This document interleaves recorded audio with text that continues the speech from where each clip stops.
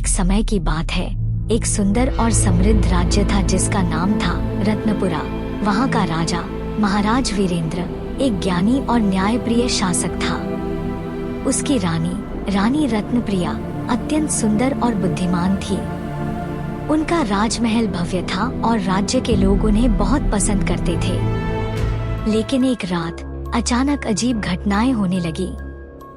राजमहल की हवेली में अंधेरा छा गया। रात के सन्नाटे में अजीब आवाजें सुनाई देने लगी। लोग डर गए और उनके मन में भूत प्रेत की कहानियां आने लगी।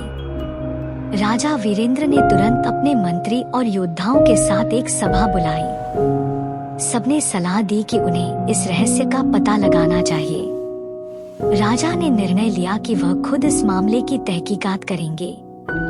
रानी रत्नप्रिया ने भी कहा, मैं भी आपके साथ चलूंगी क्योंकि यह मेरा भी राज्य है। राजा ने सहमति दी और दोनों ने रात को हवेली जाने का फैसला किया। जब वे हवेली पहुँचे तो वहाँ का माहौल बेहद रहस्यमय था। हवेली के दरवाजे पर एक पुरानी किताब पड़ी थी। राजा ने उसे उठाया और पढ़ा। उसमें लिखा था कि इस हवेली में एक छिपा हुआ खजाना है, लेकिन उसे पाने के लिए 3 कठिनाइयों का सामना करना होगा। पहली कठिनाई है सच्चाई की परीक्षा, राजा ने कहा। जैसे ही उन्होंने हवेली के अंदर कदम रखा, सभी दरवाजे बंद हो गए। एक कमरे में सभी को बंद कर दिया गया। वहाँ उन्हें अपनी सच्चाई साबित करनी थी। कमरे में अंधेरा था और केवल एक दीप जल रहा था। सभी ने अपने अपने राज छिपाए थे। राजा ने कहा, हमें एक दूसरे पर भरोसा करना होगा।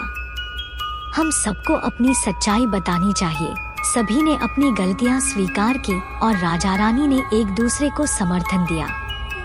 इस तरह उन्होंने परीक्षा पास की। दरवाजे खुल गए और आगे का रास्ता साफ हो गया। अब उन्हें दूसरी कठिनाई का सामना करना था, धैर्य का इम्तिहान। एक गहरा गड्ढा सामने था जिसमें अदृश्य राक्षस थे। सभी डर गए, लेकिन रानी रत्नप्रिया ने कहा, हमें एकजुट होकर इस गड्ढे को पार करना होगा।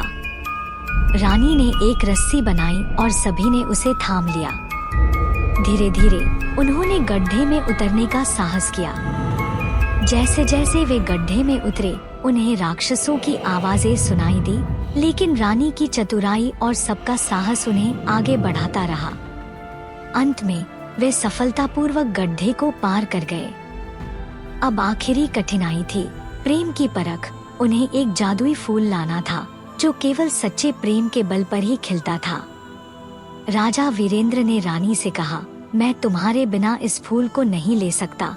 रानी ने उत्तर दिया, हमारा प्रेम ही हमारी ताकत है।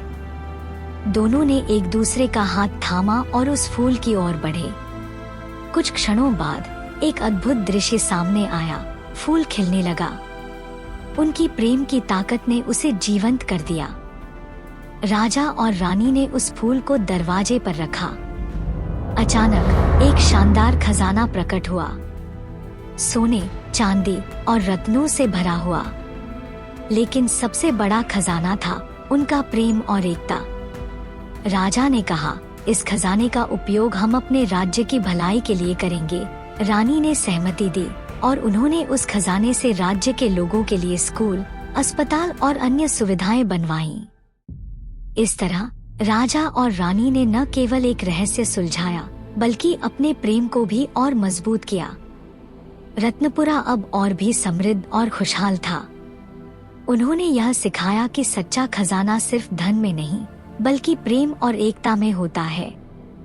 इस प्रकार उनकी कहानी सुनकर सबने यह सीखा कि प्रेम, धैर्य और सच्चाई ही जीवन का असली खजाना है।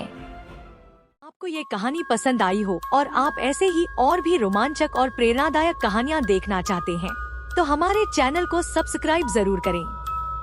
सब्सक्राइब बटन दबाएं और बेल आइकन को ऑन करें ताकि आपको हमारी नई वीडियो की नोटिफिकेशन सबसे पहले मिले।